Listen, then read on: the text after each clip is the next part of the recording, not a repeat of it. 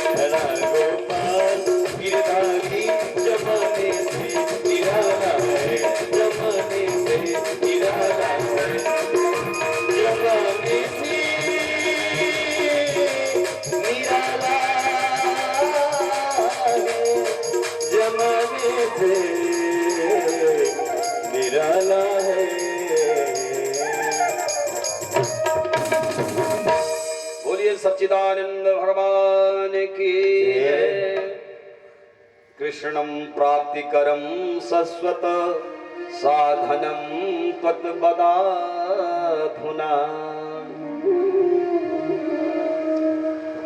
परम मंगलमय परात्पर अखिलेश्वर सर्वेश्वर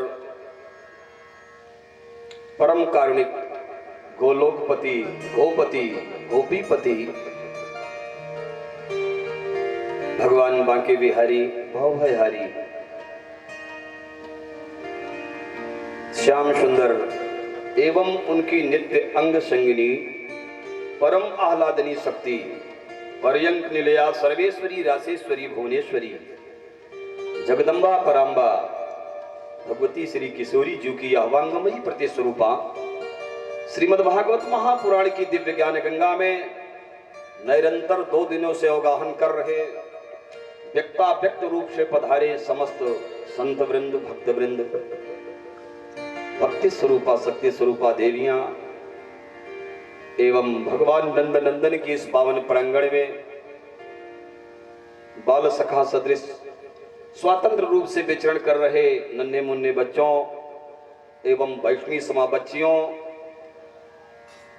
दूरस्थ बैठ करके कथा श्रवण कर रहे समस्त भक्तजन और जिनकी परम कृपा से वक्ता बोल सकते हैं, जिनकी परम कृपा से कथा भगवती का प्रवाह निरंतर चलता रहता है, ऐसे पूज्य गुरुदेव और हम सब वक्ताओं के सभी श्रोताओं के परम इष्ट हनुमान जी महाराज जिनकी भावमयी उपस्थिति पहले से ही रहती है। बोले हनुमान जी महाराज की जय। बिना हनुमान जी के कृपा के न कोई वक्ता बोल सकता है न श्रोता सुन सकते हैं। श्रोताओं को अगर शिक्षा लेना हो तो हनुमान जी से शिक्षा लें।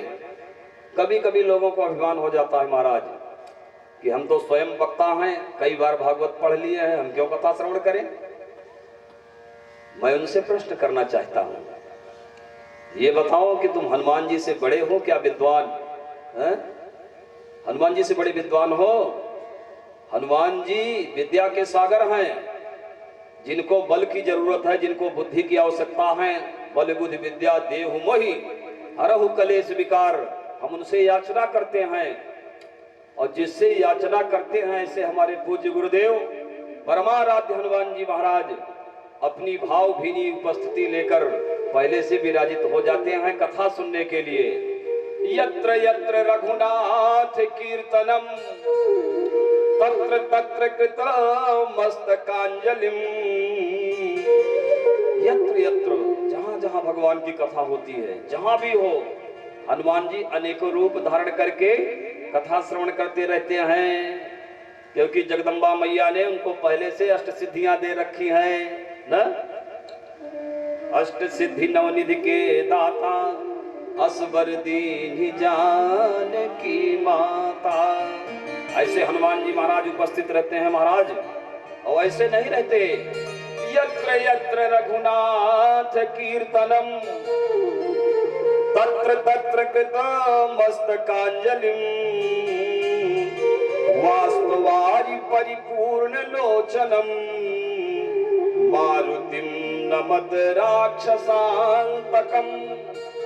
वास्तवारि परिपूर्ण लोचनम, भाव से भरे रहते हैं हनुमान जी, हमेशा भावातिरेक होता रहता है भगवान की कथा में, और अश्रु प्रपात चलते रहते हैं। वाक गदगदया वाणी। गोस्वामी जी ने रामचरितमानस में लिखा है, मम गुण गावत पुलक शरीरा।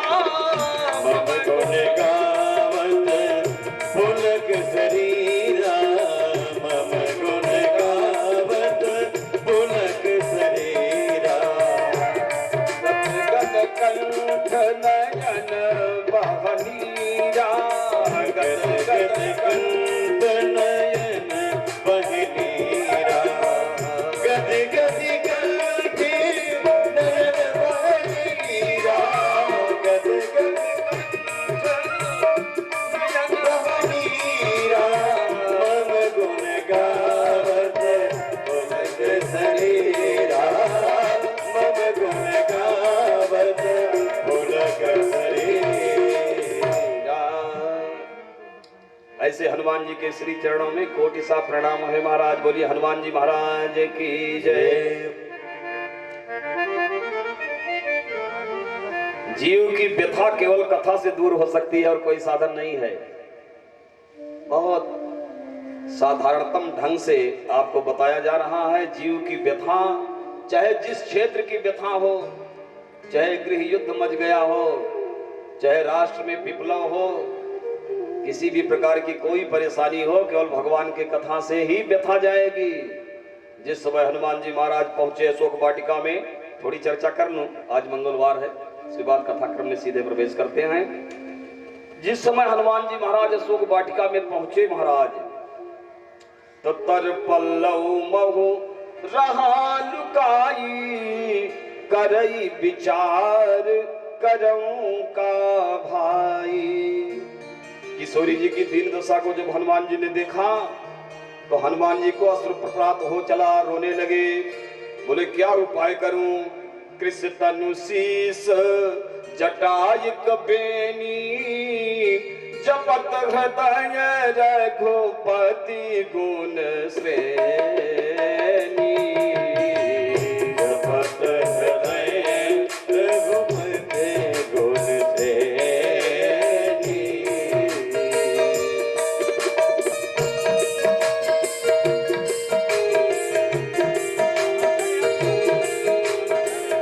जपत हृदय रघुपति गुण श्रेणी।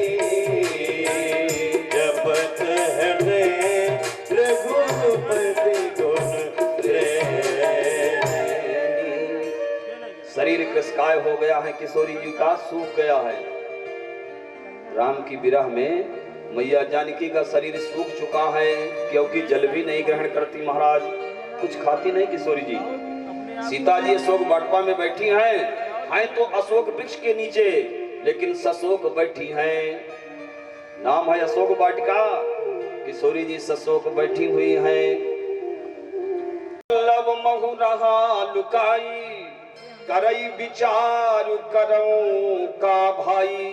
और आप लोग भी विचार कीजिए, हनुमान जी अमित पराक्रम वाले हैं। अगर उस समय चाहते तो वैदेही जी को, किशोरी जी को तुरंत उठा करके और दिव्य आसन पर बिठा करके राम जी के पास ले जाते, एक क्षण में सारे दुख दूर हो जाते। वहां दुख दूर करने का कोई साधन नहीं था। हनुमान जी ने समझ लिया कि किसी भी साधन से दुख जा नहीं सकता, तो क्या करें। तो हनुमान जी नंबर 1 के व्यास भी हैं, कथाकार।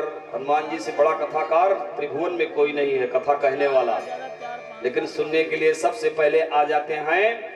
तो हनुमान जी ने किया क्या उस समय, रामचंद्र गुण बर नहीं लागा, रामचंद्र गुण बर नहीं लागा, रामचंद्र गुण बर नहीं लागा। सुनते ही सीता कर दुख भागा, सुनते ही सीता का दुख भागा। रामचंद्र गुण बर नहीं लागा, रामचंद्र गुण बर नहीं लागा, बर नहीं लागा, बर नहीं लागा। हनुमान जी ने राम कथा सुनाई मैया जानकी जी को। रामचंद्र गुण बर नहीं लागा, सुनते ही तुरंत, सुनते ही का मतलब क्या हुआ, तत्काल, तत्क्षण, उसी समय, सद्य, तुरंत, सुनते ही सीता कर दुख भागा, सारा दुख चला गया। जब ही राम जी की कथा प्रविष्ट हुई, कर्णरंध्र से अंदर गई, अंतर जगत में प्रविष्ट हुई, सो इस सारे दुख दूर हो गए। रामचंद्र गुण बर नहीं लागा, सुनते ही सीता कर दुख भागा। वही वैदेही जो कृष्णकाय शरीर लिए बैठी थी, क्या करूं, अग्नि मांग रही थी भस्म होने के लिए अशोक जी से, लेकिन कोई सहायक नहीं था। को पित्राता न विद्यते, कोई नहीं था वहां। और वही वैदेही क्या बोल पड़ी मैया जानकी, जय श्रवणामृत कथा सुनाई, जय श्रवणामृत कथा सुनाई, जय श्रवणामृत कथा सुनाई।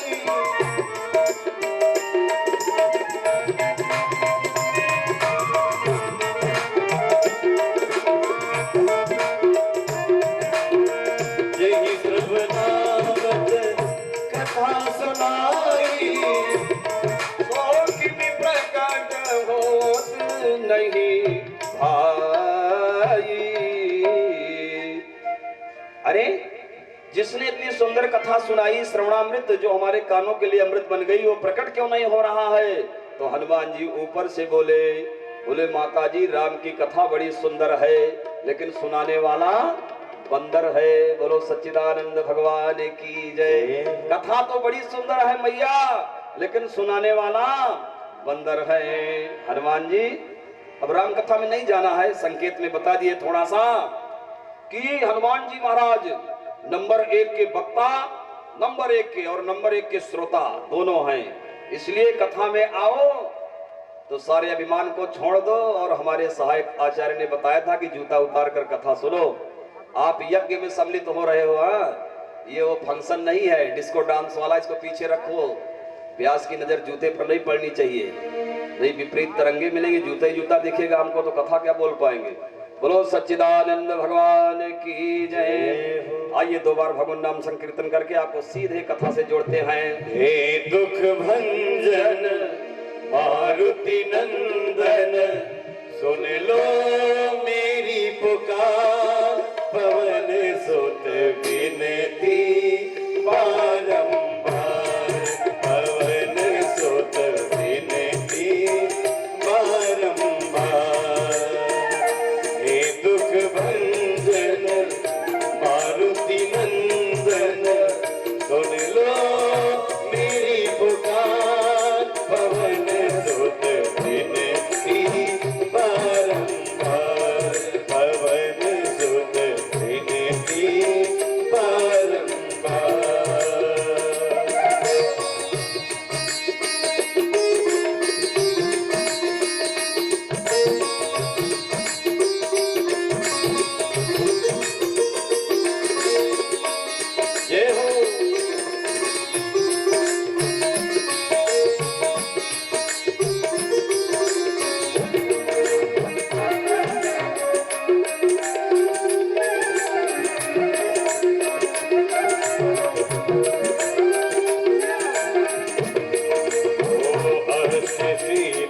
नव निधि के दाता, अष्ट सिद्धि नव निधि के दाता, दुखियों के तुम भाग्य विधाता, दुखियों के तुम भाग्य विधाता, सिया राम के काज सवारे, सिया राम के काज सवारे, मेरा करी उद्धार पवन सुत विनती बारंबार, पवन सुत विनती बारंबार।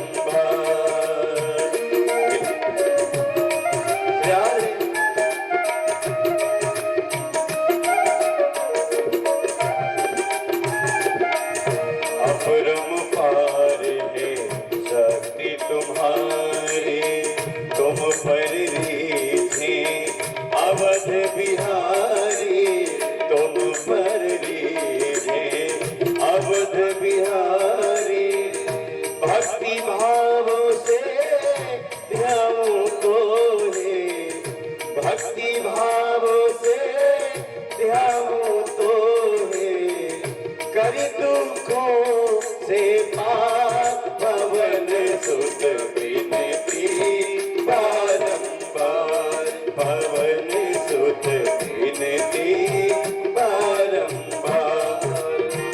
हे दुख भंजन मारुति नंदन, सुन लो मेरी पुकार, पवन सुत विनती बारंबार, पवन सुत विनती बारंबार।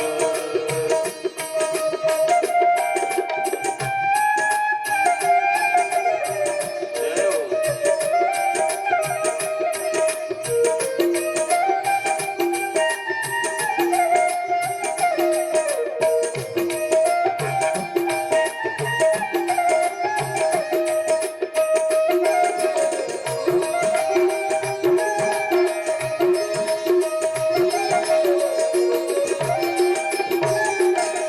जपो निरंतर नाम तुम्हारा, जपो निरंतर नाम तुम्हारा, अब नहीं छोड़ूं तेरा द्वारा, अब नहीं छोड़ूं मैं तेरा द्वारा, राम भक्ति मोहे शरण मिली जे, राम भक्ति मोहे शरण मिली जे, भव सागर से पार पवन सुत विनती बारंबार, पवन सुत विनती बारंबार।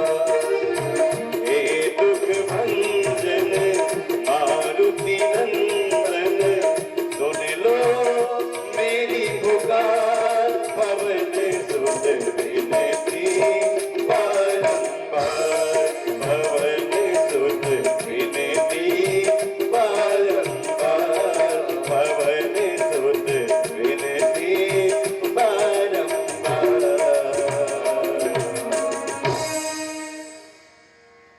बोलिए हनुमान जी महाराज की जय। जय जय श्री राधे। कृष्णम प्राप्तिकरम शश्वत साधनम त्वम बदाधुना। सौनक जी प्रश्न कर रहे हैं, सूत जी उत्तर दे रहे हैं। कल कथा प्रसंगों में हम लोगों ने श्रवण किया, और एक बात बड़े ध्यान से सुने,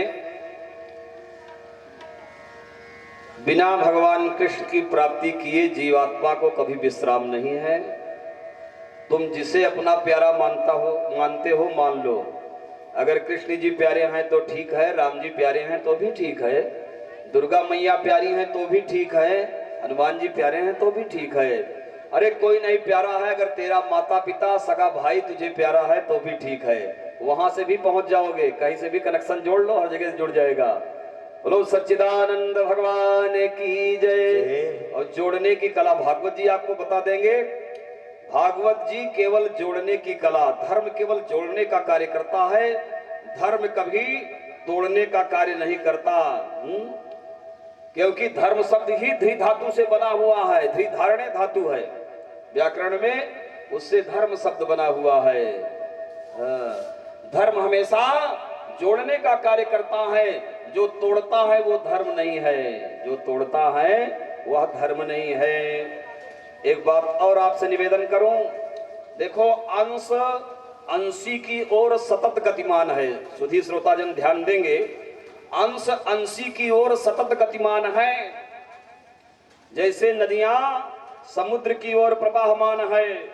अग्नि को तुम चाहो कि नीचे जले, कभी जल सकती है? अग्नि जलाते हो तो ऊपर जाएगी उसकी ज्वाला, क्यों? क्योंकि उसका अंश ऊपर है सूर्य, इसलिए ऊपर जाएगी। जल का अंश कहाँ है? नीचे पाताल में। जल को चाहे जितने ऊपर चढ़ा दो लेकिन नीचे ही उसे विश्राम मिलेगा, ये शाश्वत सिद्धांत है। तो हम सब भी ईश्वर के अंश हैं और ईश्वर अंशी है। अंशी से मिले बिना अंश की गति नहीं रुकती। बोलो सच्चिदानंद भगवान की जय।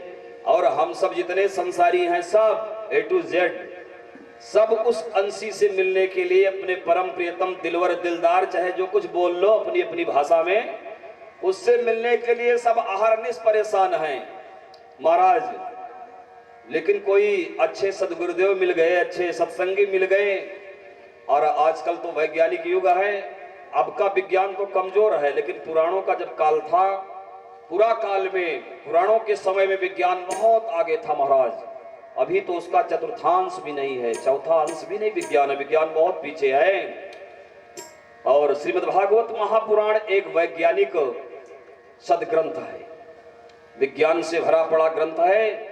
ऐसे ऐसे सूत्र आपको इस ग्रंथ से मिलेंगे जो आपकी जीवन की धारा को बदल देंगे। इसलिए बड़ी ही दत्त चित्तता के साथ श्रवण करें।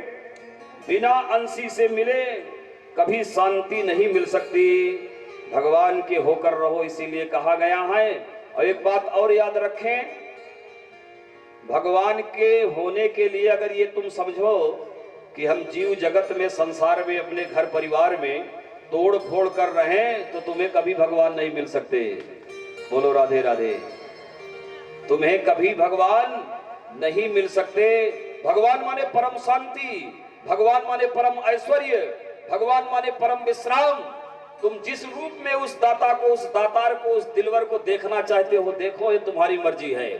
लेकिन ये शाश्वत सत्य है, ये परम सिद्धांत है कि बिना अंश अंशी से मिले विश्राम नहीं पा सकता।